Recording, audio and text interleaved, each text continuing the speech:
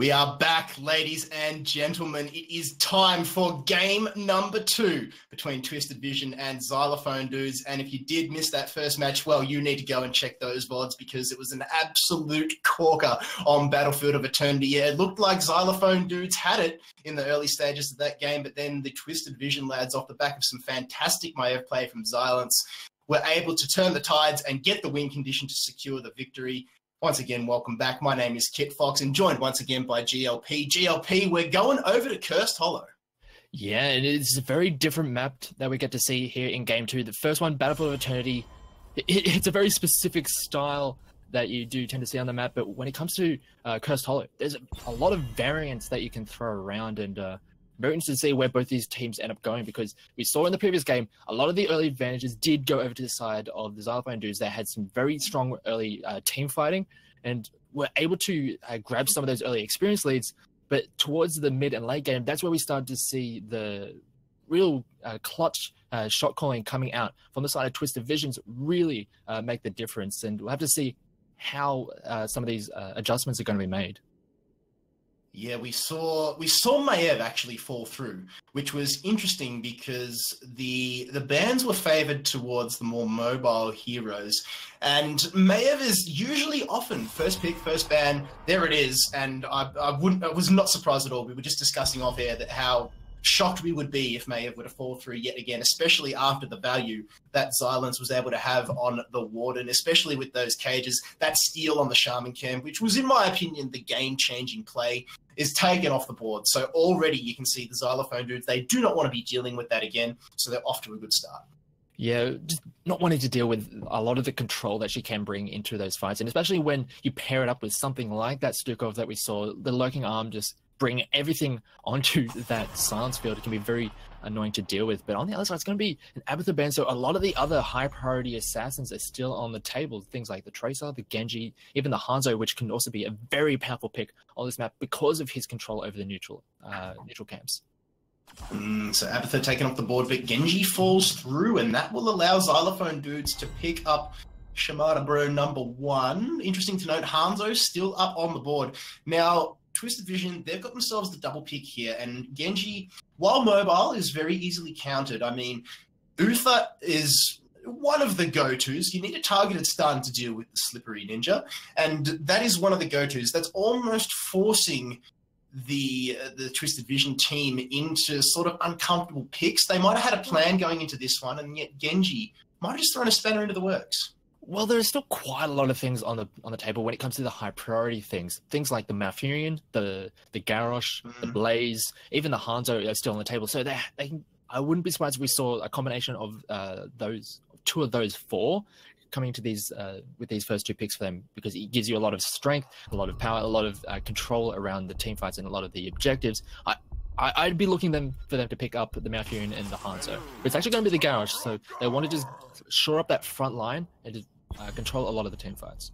50% strike rate, GLP, not bad at all, but Garrosh is strong. He is very, very strong. We saw it in the hands of Leica, was able to get a few cheeky kills, including a fantastic Wrecking Ball over the walls to secure the kill on, I believe it was Xylence on the Maiev in the top lane there in probably the mid stages of that game. So now it looks as though the tables have turned just ever so slightly. Now it's Twisted Vision on the left-hand side of your screen that will be playing with that old toy, and let's see what they can do with it. I mean, we spoke a little bit in the other game, GLP, about how the Lurking Arm from Stukov might have actually, the Entomb from Leoric might have actually worked against the Xylophone Dudes with the Lurking Arm of Stukov, and now that Malfurion's being picked in, double support, it's an ancient thing. It's a little bit unlikely at this point. The only real double support that we see nowadays are things like with the Tacita, or if you want to really stretch the definition of the support, you can take the Xayah or the Medivh. So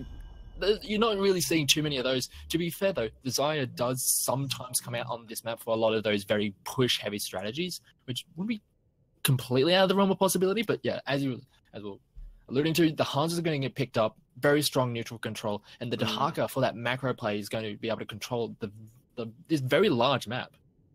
I mean, they can basically disappear from fights at will here. Having a look at the draft of Xylophone dudes, you've got Hanzo with the natural agility, Genji with the cyber agility, and the swift strike, of course. Dahaka's got that brush stalker. Global pressure is something that's sort of fallen off a little bit over the recent times. I mean, there was once upon a time, GLP, that global pressure was a must-have in the meta. You know, your Falstad, your Dahakas. Every game. No, it is always there. But yeah, they've kind of dropped out a little bit, but they do come up from time to time, especially on maps of this size where you do want to be controlling the macro. You want to be kind of forcing your opponents into very awkward decisions around experience breakpoints.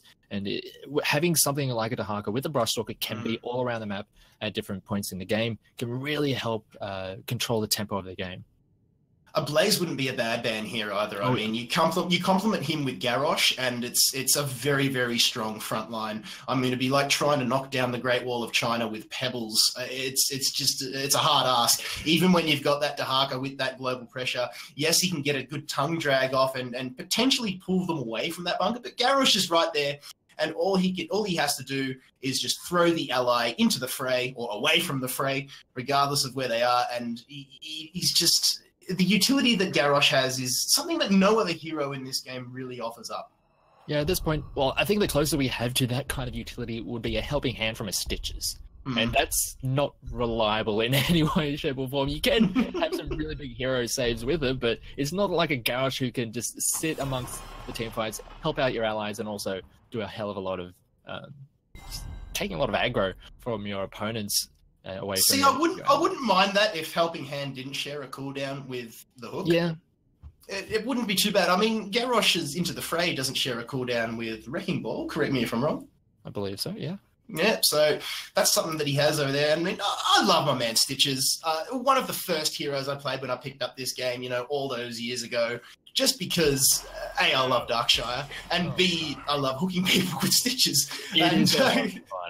Yeah, there it is. Going back to other games, it's like I'm always just throwing out hooks. If it's Overwatch, I'm always on that road hook, just throwing out a hook, just wanting to just make people's life a misery. And that's essentially what happens when you play with anyone with a hook. It just makes it really awkward. And Garrosh is kind of similar in that regard, where used to be with the old Groundbreaker, just like sucking everyone in, just making everyone just not like that hero, whatever. But it is different now, but still very powerful. And that Blaze does come in for the side of Twisted Vision, so very strong pick. They're going to have that bunker to work with, and this is actually a very durable lineup that they've already picked up. Yeah, Blaze, I thought it would be picked up alongside Garrosh. Not only a solid front liner, but an extremely strong bruiser. Extremely strong bruiser as well. I mean, up in that top lane, he's probably going to be going up against maybe the Dahaka. Ideally, it would go up against the Dahaka, because you want those sustainable, durable tanks to just kind of butt heads, clear waves, and then make an impact around the map. It is going to be more likely for the Dahaka to have a better impact when we come to the global players, but interesting last couple of picks. The EGC, we haven't really seen too much of it over the past month or two, but it does have a lot of crowd control to work with. And the Uther, you were talking about how it's a good response against the Genji because of the crowd control that he can bring, but it's also very good with the Genji because of the Divine Shield, allowing him to go for that Dragon Blade and just slice through a team. And there we have it. Xyliance is on the team. We have to have that Samurai. We were wondering where it was, and all it took was a ban of the Maiev, and then the Samurai comes back out. And I actually really like it in this composition because they are very durable, and it's a reasonable amount of damage as we get later and later into this game. I'm really excited to see how this plays out. I like the ETC pick as well because there's not a lot of CC that can interrupt that mosh pit. If Tychus gets caught in that, there's really nothing else to interrupt ETC's mosh. So let's get it on, ladies and gentlemen. Can I get some Samuro hype in the chat? Xyliance, with the Maiev taken away from him, will be playing his bread and butter HL champion. And I must say, I don't know how this is going to go. It's either going to pay dividends or come up absolutely bankrupt. We can only see. We can only wait. We can only find out. Let us know who's going to take this one out in the chat, ladies and gents. Will it be Twisted Vision, who currently have a 1-map advantage in this best-of-3 series, or will it be the team formerly known as 2M Warriors, the Xylophone dudes, who have got Leica in there, played a fantastic Garrosh, now has got the ETC. Let's get it on as we load in. On the blue side, we have got Twisted Vision Coffee is on Tychus, Domi playing Blaze, Gondo on Garrosh, Magic Gnome supporting on Malfurion, and Xylance on Samuro. Oh, this is... I'm really excited to see how this one plays out. And on the red side, we have the Xylophone dudes. We have Blaze on the Dahaka, Tommy on Genji, Mad Hacks on Hanzo, Sailor is on Uther, and Laika is on the ETC. 5, 4. It's gonna come down to who can get the big plays off. Will Gondo get the flips, or will Laika get the mosh pits? Until level 10, I would have to say Twisted Vision have the advantage here, just because of what Garrosh can offer up straight out of the blocks to start things off. The towers, the Vision Tower is going to be taken here by both teams respectively. No ANZ puncher, which is interesting here, GLP. You can see a very split style of play here from Twisted Vision, hopefully trying to catch somebody out. Oh, there it is, Tommy reveals himself and wasting no time, Swift strikes away. Yeah, just wanted to play a little bit more cautiously and just wanted to get that very assured landing phase, making sure you're not just going to give up any XP just for the sake of a level 1 punch-up that really doesn't give you much in the long run. So, Laika just got caught out a little bit there, took some cheeky damage from Coffee and Magic Gnome, but very slow, anticlimactic start to the game. Like you said, it doesn't really offer too much in terms of EXP, but morale and momentum is something that, is something that it's a stat that we don't take numbers on, but it's something that plays on the minds of players. If you can get that early kill, you are filled with confidence, and then more often than not, you can continue to snowball from there, even if you might not necessarily have the best composition to start things off. Yeah, we'll have to see how it goes as we go on. As we hit the 1 minute mark, teams, both sides end up going for those siege giants, trying to get a little bit of extra pressure with those neutral camps. As you see on the bottom side, trying to get a play, but sniffed out there by Magic Gnome, but Coffee stepping very far forward. Does it get locked down? Tommy dueling it out with Gondo in the mid lane, so Genji not being able to play the roaming game that he's known for just yet. But just you wait, my friend, just you wait. When he goes for that X-Strike or the Dragon Blade. Look, I'd like to see a Dragon Blade just because we've got an Uther, and like you said, that Divine Shield is going to be the enabler there, but there's only one of those. And are you going to put it on the ETC, or are you going to put it on the Genji? I mean, you don't really need to put it on the ETC, provided that he catches the Tigers.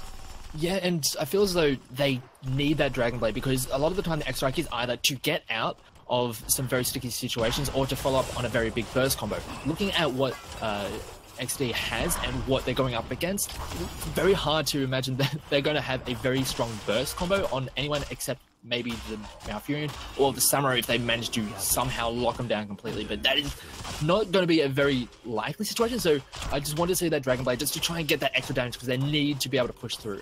Already you can see the power of Xylance's Samuro just mopping up the camps, made short work of the siege giants in the top lane, as well as the night camps down in the bottom. So you can see him already finding the value here, and the rest of Xylophone dudes are just a little bit too slow in mopping up, as we've got a tribute in 5 seconds now. It is up top, so Domi and Flays will be the first ones on hand. Brushstalk is still yet to be used. There's a little bit of a punch on going on in the mid lane, but nothing really too eventful at this stage. Genji will jump over the wall and now get the rotation on up to the top tribute. Yes, it is only the first tribute. Not really too much to be sour grapes about if you do lose it. Now, Coffee going extremely deep there, and does a fair bit of damage to Tommy. Magic Gnome will secure the trib in the meantime. Just a cheeky play there. Oh, the tongue from Plays was incredibly poor, but regardless, they secure the kill. Tychus gets taken down, removed off the board. It's now 45, and this is a bad spot for TV to be in. They need to be careful. Gondo is extremely deep, blows the Indomitable, doesn't catch anybody with the Groundbreaker. They were all up in his grill, and they were just too deep. Didn't get the knock up. Regardless, they got the tribute. They lose one out. It's not all bad. Yeah, Coffee just going a very weird angle, trying to get a lot of pressure down onto the Genji, but then just put himself in a really bad situation. Ended up getting caught out and giving up the kill. But they do end up getting the tribute, and it's a very favorable position for the second one. It could set up a potential curse point as we get even closer to the level 10 mark, where things can really start to explode. Trip spawning again, 10 seconds and counting. You can see Xylance being very, very cheeky there in the bushes. Which Samuro is the real one? That is the question that they are going to be playing with here. I mean, Xylance, if you've seen him in HL, he is a god on Samuro. Leica goes in, doesn't have a mosh pit to play with just yet. The power slide goes in, followed up by the face melt. Domi creating a zone from his almost namesake Tommy up in the top lane around that tribute. Gondo needs to be careful, does have 38. Yeah, you called it, fantastic stun. Another groundbreaker coming out. And secures the kill. Leica gets taken down. This is where Twisted Vision looks strong. The oil slick goes down. Domi chooses not to ignite, opting for the slow over that. Going for the grill and kill quest. So once he has that, he'll be dealing a little bit more damage with the increased duration there on the oil slick. But 2 tributes now in favor of the Twisted Vision boys, and they're now only 1 away from the curse. Yeah, we just saw how this composition is essentially going to try and play out as we get later and later into this game. There's just so much sustainability and durability in this team fight, so it's very hard to actually push through with the damaged loadout coming out from Xylophone dudes. They're going to try and get a gank down onto Domi. That's always going to be a bit annoying. Just having Domi and Tommy in the one game, whereas earlier we had Hack and Hacky. Yeah, it's like, come on. They don't make it easy for us casters, do they, down here in the region? But that's why we love it. It's all good fun and memes. Now, Madhax, I was talking about him before. He has actually gone for the serrated arrows. While it's copped a nerf in the past, it is still extremely strong, and you can see that now. This is the exact reason you go for the Hanzo on this map, because you have such incredible boss control, or just neutral control in general. It allows you to make plays like this. You can take the boss, and with such speed that you can react anywhere around the map, and it's going to be very hard for Twisted Visions to really keep up with that pace. They are going to be able to take down the boss, but not without a bit of a contest. Oh, not Shadow, Magic Gnome, not Magic Gnome. He copped the root there from the boss. Is this going to be a steal here? The face though pushes everybody off the boss. Silence is forced to bring it away, and that is huge in terms of momentum. Garrosh gets taken down as well. They lose a boss. They're going to lose Domi as well. They lose Blaze, Garrosh, and the boss, and Twisted Vision are reeling from that engage. Yeah, and that's what I'm talking about. The amount of tempo you gain by having the Hanzo with this serrated arrows, just how much control you have over the neutrals. You can make reactive plays like that, and it's just they don't have enough damage on the side of Twisted Visions to be able to take camps that quickly. They made the right call technically, but because of the composition that they had, they weren't able to burn it down quick enough to have that good tempo, and they got caught out. Look, they dealt with the double boss extremely well, I must say. They didn't lose any fortifications. They lost a couple gate towers, but that's it. They're still only 1 trip away from Curse. It is going to actually spawn on the side of Xylophone dudes this time. So the rotation needs to happen, and it needs to happen fast here. You don't really want to be fighting over a trib for Curse Point, but they're going to be doing that next trib, so it's now 2 apiece. And Twisted Vision have actually squandered their lead here off the back of some fantastic boss play from Xylophone dudes. Both teams now at level 10. He has taken Dragon's Arrow, and Blaze just holding off here at the moment. Just unsure whether to go for Bunker or Combustion. Still holding. There it is. Yeah.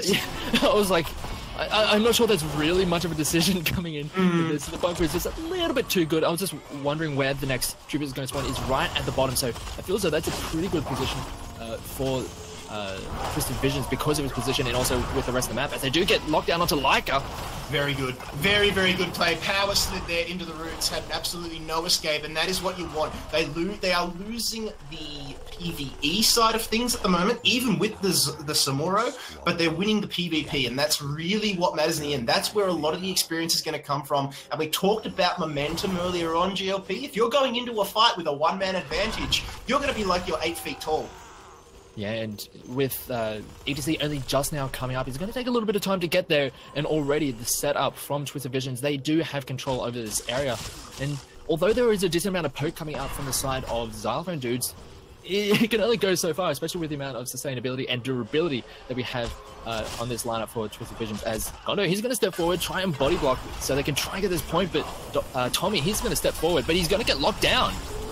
Yeah, the roots go in, then the Twilight Dream to follow up. Fantastic Divine Shield, there it is, on the Genji, enabling the Dragon Blade, but the Bunkers again is actually going to secure the, well, I was going to say, keep the Magic Gnome alive there, but regardless, he gets taken down upon exit. Gondo needs to be careful. Leica trying to make something happen. The mosh pit is down, and will this be a trade up? They do not. They leave Blaze out for dead. Gondo gets away. Xylence was late to the party. The brush stalking Dahaka was the surprise there, and Xylophone dudes, they get double boss, Now they've got Curse. That's a reverse sweep on Tributes, by the way. They came from 0 to 2 down there, and now they've got Curse. This is game changing. This is massive. Now they can just start crushing down all of these outer structures, take down forts, take down a lot of these extra towers, and really explode this experience lead.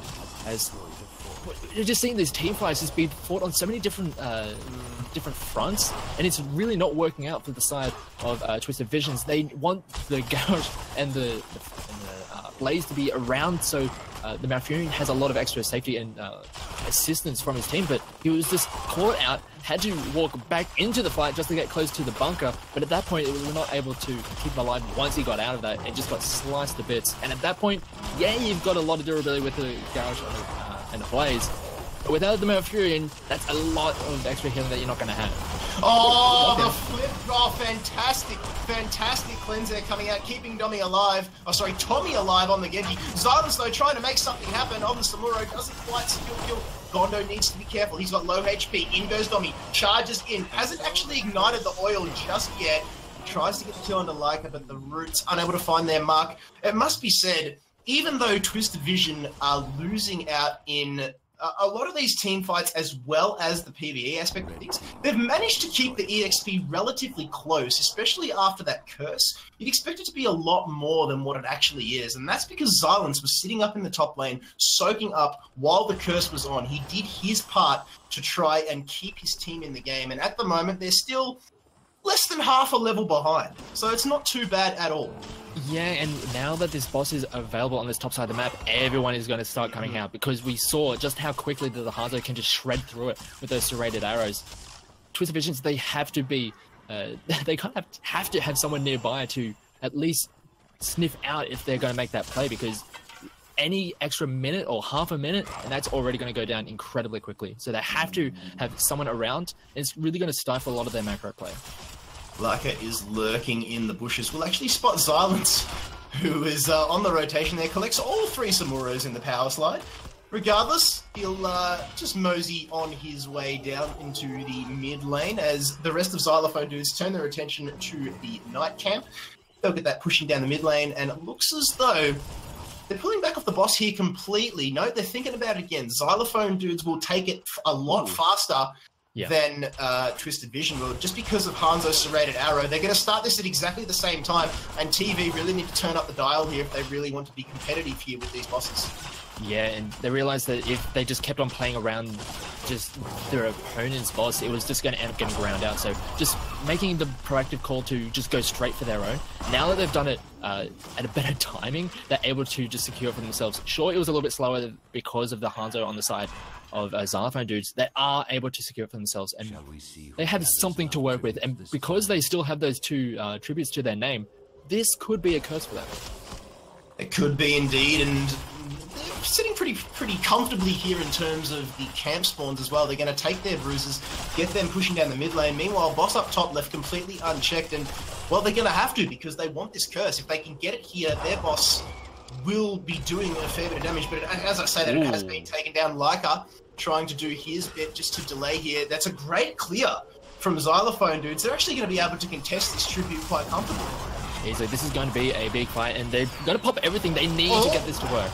Leica goes in, gets challenged by the Warlords. There it is, huge mosh pit. Collects 3, Twilight Green now, followed up by Magic Rain, silencing him out there. Gondo trying to make something happen. The Dragon Blade is out. Tommy secures the kill before getting taken down. It's 1-for-1.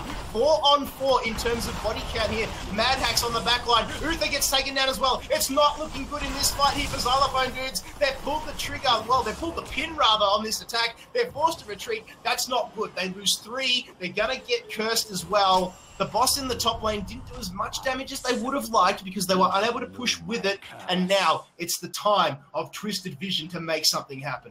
And this is very reminiscent of what happened in the previous game. Sure, the early game was a little bit different from the Battlefield of Eternity map, but once we get to that mid to late game, we're seeing the very clear calls and the very clutch teamfights coming out from the side of Twisted Visions, and they're getting it to work. And now with this curse, they're going to explode when it comes to experience. They're going to be able to take down a lot of these outer,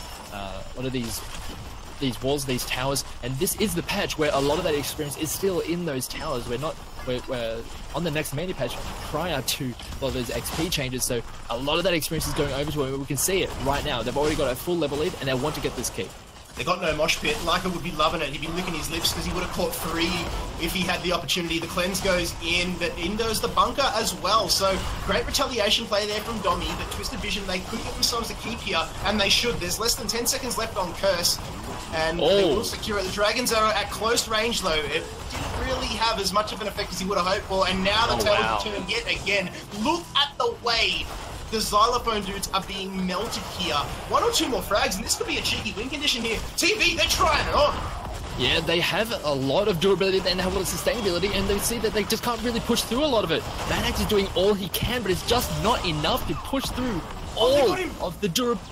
They're just giant members that you can't push through. Oh no, this could be game right here. They've lost 2 members in quick succession. Remember, Genji is out of this fight. 24%. That's it. Goes down as well. That's going to be GG. What a game by Twisted Vision. Wow, they turned that on a dime. They had the early lead.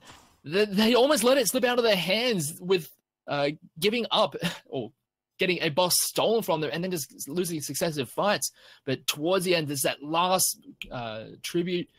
They were able to get the fight. They were able to keep their support alive, and they were just able to just turn the fights in their favor, clean up those fights, make it just all about the Tiger's damage, and also Summoner on that backline, just shredding those squishy targets, making it very hard for the Hanzo to really focus in those team fights. How cheeky is Xylance? He is a master of Illusion Master. It has to be said. He'll send a clone deep into the backline, but you don't blink at it because it's a clone. Next minute, you have the real Samuro actually wailing on you. That's what happened there. After that curse, while Twisted Vision was zerging down the mid tower, Xylance sent the clone around to the backline, took down the Genji, and then Genji was unable to join the fray from that fight. That wasn't the win condition, though. That was a check, not quite a checkmate. The checkmate was the 2 quick frags that came after that, and Twisted Vision just did not take their foot off the throat of Xylophone. Dude, look, you cannot take anything away from the way XD played that game. It's just that Twisted Vision, they saw their opportunity, they created a little opening, and then they just bullied their way through, hip and shoulder style, and opened up the floodgates for the win. Fantastic play. Absolutely. And I feel as though with that composition that XD did put together, they were very reliant on their heroics. The Mosh Pit, the Dragon Blade, the Divine Shield, those are very high value heroics to use. And they used those earlier around that tribute, but they weren't able to get the fight to go their favor. So when you're using all of these very high impact, high cooldown heroics and not getting the value that you want out of it, it's always a rough situation. And when you have on the other side, some not so much lower priority, but heroics that have lower cooldowns but still have very good value to them, you're still able to keep the fights going in your favor, and you're not reliant on those heroics to get the advantages. They're able to just bully their way through, and that was an incredibly decisive push towards the end there. I mean, the level 1 power that Garrosh has is absolutely ridiculous at the moment. And like you said, the way that XD drafted, it was so heroic heavy that they really weren't able to play to their full potential until they actually hit level 10. And look, they didn't play poorly. They didn't play poorly. The Mosh Pit was great. The Dragon Blade combined with the Divine Shield was enabling that Genji, and it was securing kills. It was just unfortunate timing. And TV, they knew the map better. They knew their timings better, and they were just able to capitalize. But GLP, that's the games for the night. Yeah, it was a great way to start off this part of the split. We've got some new faces here, there, and everywhere. We see Crimson earlier in the night. They did get the 2-0. It was 1 game and then an unfortunate forfeit from Reality, unable to field the full roster. But yeah, that second series, Twisted Vision and Xylophone dudes, was so close, so back and forward. I'm really looking forward to seeing how both of these teams go throughout the rest of this split, because I feel as though they could be contesting for some of those upper spots on the ladder. Oh, look, I'm already excited for this season, GLP. It's only been night number 1, and, well, especially that second match, it absolutely delivered. So it just goes to show you just how close the competition is this season. Mindfreak currently on their way back from representing the region over at DreamHack. Like we touched on them a little bit earlier on. They picked up one game, still the best team on 2 continents. Very well done to Mindfreak. Hopefully they sort out their roster issues very, very quickly. But GLP, the players who are watching in the chat tonight, even though they might not be able to participate in the Premier Division, they can still get their hands on Open Division. Yeah, throughout this, throughout the split, there will also be the Open Division where pretty much anyone can just throw together a team, sign up, and have a chance to just get your way into the Premier Division. There's a long series of quite a few. Let me just try that again. Throughout the season, each night, throughout the weeks, there will be 4 rounds of Swiss, I believe. And at the end, there was a point system, and you get a bit of a taste of the competitive side of things. And towards the end of it, if you're able to get enough wins, you can have a shot at making your way into Premier Division through the Gauntlet system. Well, not the Gauntlet system.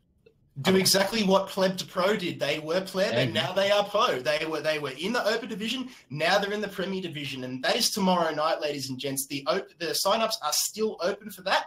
And I believe Evexium has got a link handy. Look, we didn't even rehearse this. He's just that good of an admin that he's probably got 5 million of them sitting around somewhere. He'll get that one up very, very shortly for you. If you want to get involved with that, it is a fantastic time, so make sure that you do so. Huge shout out to you guys, the viewers, for tuning in tonight. Shout out to Blizzard ANZ for everything they're doing across the region at the moment. And shout out especially to the brand new sponsor, McDonald's, for throwing their hat in the esports ring here for the ANZ region, especially for Heroes of the Storm. We love you ever so dearly for that one. But ladies and gents, that is going to be us for the night. So on behalf of my co-caster, GLP, all of the admins behind the scenes, I'm talking about Blank, Avexium, Winters, and of course, the Mac Daddy himself, Producer Crisis, pushing the buttons behind the scenes. It has been an absolute pleasure to bring you this Heroes of the Storm broadcast tonight. Like we said, Open Division tomorrow night, and then Thursday we have got even more Premier Divisions. So on behalf of myself, Kit Fox, GLP, and everyone else, thank you so much for being here,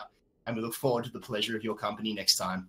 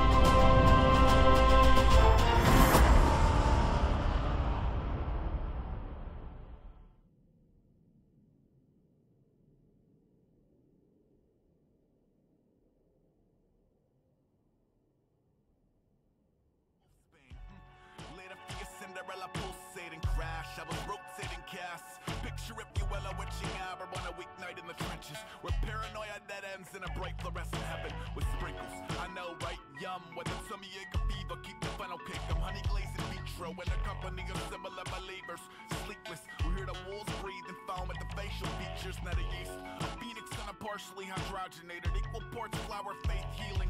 Might replace your previously nominated Jesus, but only if you're privy to the following secret of all secret.